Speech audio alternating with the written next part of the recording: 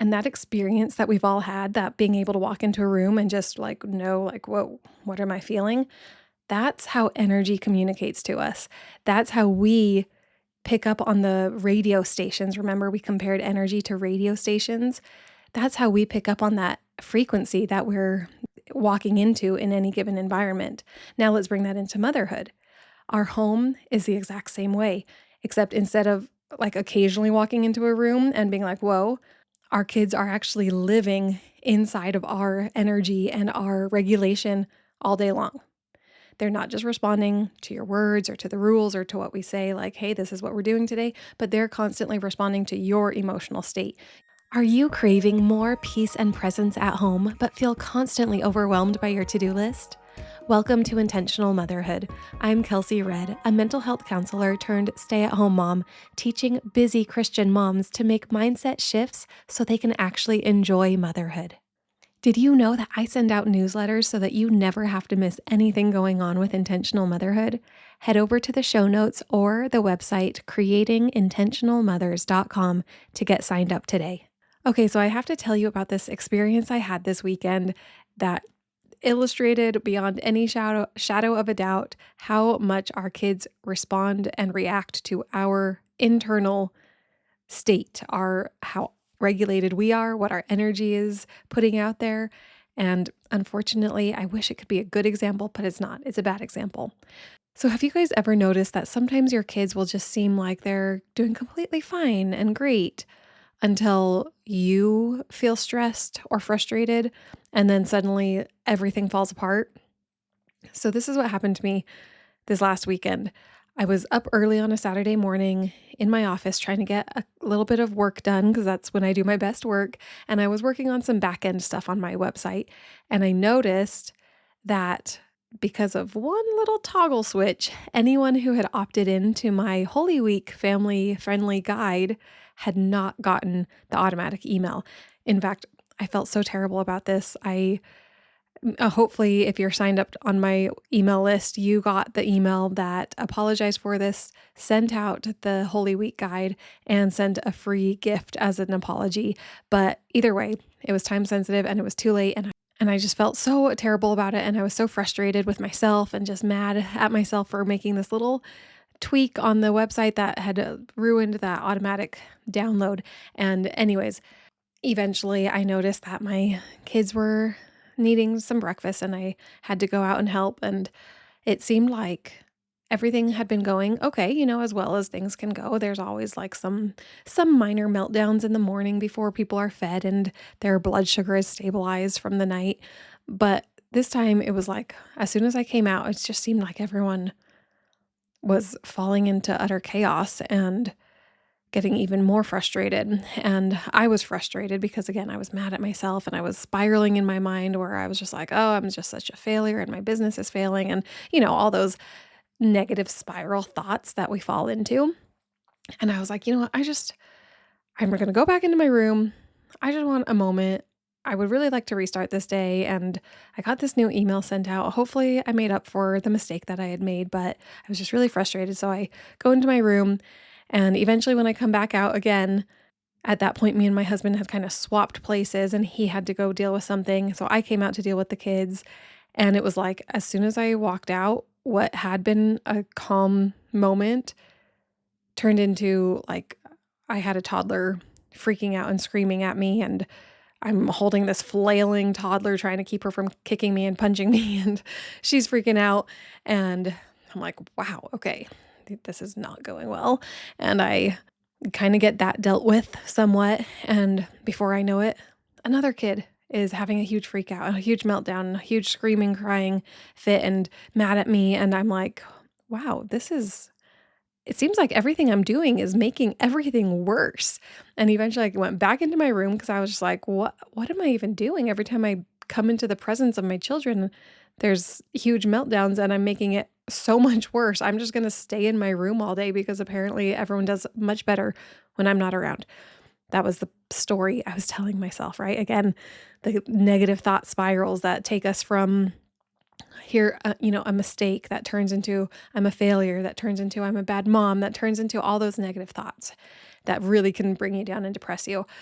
And this terrible example goes to show you guys, and I'm telling you this really vulnerable story because eventually, let's be honest, the next day, after we really were able to reset and after I was able to have some space and regulate myself finally, this experience really demonstrated in an obvious way how children aren't just, listening to what we say or responding to what we ask them to do or what we're telling them to do, but they are really actually attuning to your internal state, to my internal state, and what is happening on the inside for us as moms is typically being reflected in your children's external behavior, which, is just so interesting because as adults, we've learned to regulate and we usually don't throw huge temper tantrums or scream and cry and flail when we're really upset.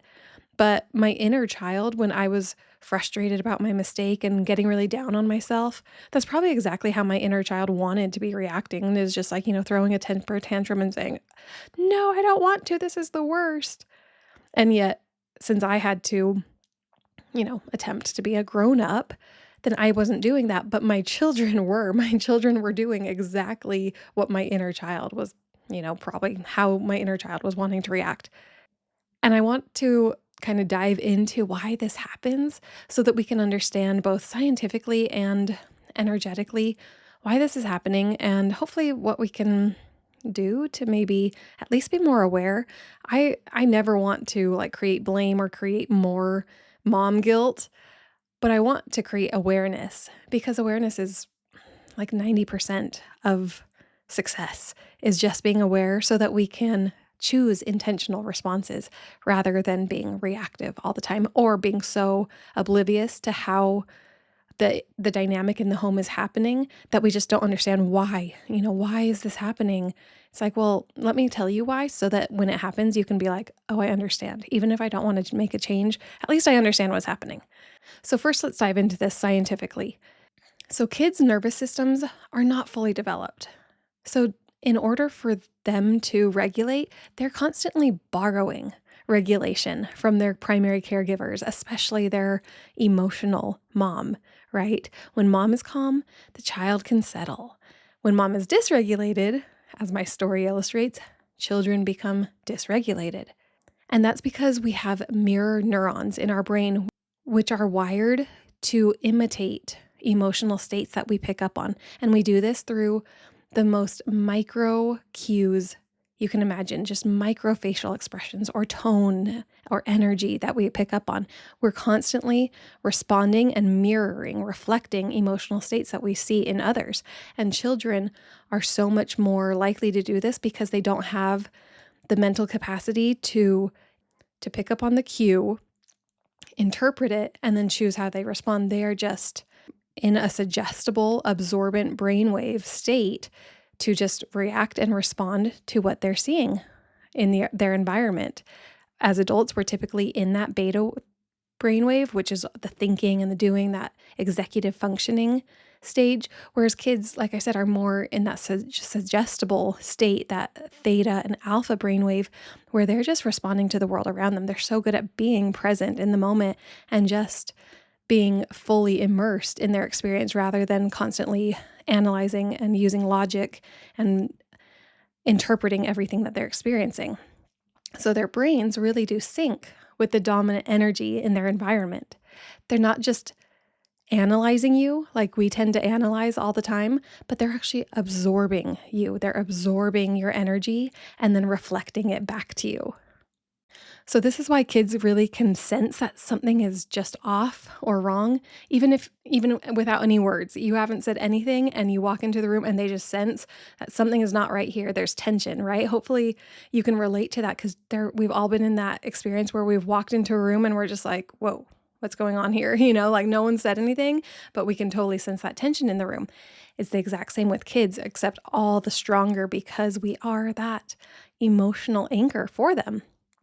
And that experience that we've all had, that being able to walk into a room and just know, whoa, what am I feeling? That's how energy communicates to us. That's how we pick up on the radio stations. Remember, we compared energy to radio stations. That's how we pick up on that frequency that we're walking into in any given environment. Now let's bring that into motherhood. Our home is the exact same way, except instead of like occasionally walking into a room and being like, whoa, our kids are actually living inside of our energy and our regulation all day long. They're not just responding to your words or to the rules or to what we say, like, hey, this is what we're doing today, but they're constantly responding to your emotional state, your internal pace, even your thoughts, your frequency. In case you need a little refresher on how this works, remember, thoughts create our emotions create chemical reactions, which is a felt energy or experience in our body, and that energy is then expressed through our tone, our facial expressions, our presence, and our kids are picking up on all of it instantly. So even if you're saying, I'm fine, your body might not be communicating that. And then you're actually confusing your kid, right? You're actually, I hate to use this word, but gaslighting them to be like, okay, well, I can tell something's off, but you're telling me you're fine. So they actually develop a mistrust of their intuition. It's actually better to be a little more honest and say, like, mom's just really frustrated or I'm distracted, but it doesn't have anything to do with you. So, let's move on. Because then at least then we are validating our children's intuition when they pick up on something doesn't feel right here. But so why would mom say she's fine when I can tell something's off? Your energy is speaking louder than your words ever can. So it's better to actually come into that honesty and truth while demonstrating to your kids how, I hopefully can regulate, or at least I can explain to you that this has nothing to do with you, but I am dealing with something now. Because again, what I want to emphasize is what I was saying earlier about those brainwaves. Like, adults are used to kind of overriding that intuition, but kids are not trained to do that. And in fact, I would argue that it's not necessarily our job, and I wouldn't necessarily recommend that we train our kids to override and ignore their intuition. If anything, we should be helping them to trust their intuition, to trust what they feel in their gut, or to trust what they're picking up on and develop that as a skill or like a language that they speak as fluently as they speak any other language. So, what does this look like in real life? In my example, you guys heard that every time I came into the room, someone was freaking out, throwing a tantrum. They're picking up on my dysregulation. They're picking up on my frustration. They're probably picking up on just my, negativity, my downness, and they're reacting through an extreme outburst of their own emotions. But I notice this a lot when I'm rushing. When you're rushed and someone's trying to rush you and you're just like, hold on, chill out a second. I just got to get my bearings. I feel like my kids do that to me all the time. I feel rushed and my kids resist. Whereas when I feel grounded and I'm calm, a lot of the times my kids cooperate more easily. Maybe I'm feeling stressed or anxious and it's like my kids get either clingy and it's like they need that reassurance, like, oh, we're nervous about something. What are we nervous about? And they need that reassurance from me. Or on the other hand, they might get also chaotic and get a little frenzied, like they're picking up on that stress. Either way, you might wonder why one parenting strategy that works today when you're regulated is not working the next day when you're totally dysregulated and you're like, what the heck, I'm doing the same thing, but my kid's not responding the same way. Well, maybe it's because they're picking up on your emotional state, or maybe they're dealing with their own emotional state. But that is one thing that we need to be aware of so that we can not be perfect, but to just lead from a place of inner stability, inner regulation, and recognize how much impact our energy is having in our home and on our kids. So, what might that look like? Well, like I told you guys, for me, it took a whole day. I honestly was dysregulated all Saturday.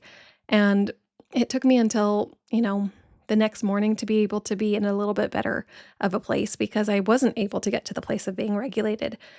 But assuming we can do it faster and better than that, we might need to pause for a moment and get that awareness and say, what is going on right now? What am I feeling right now?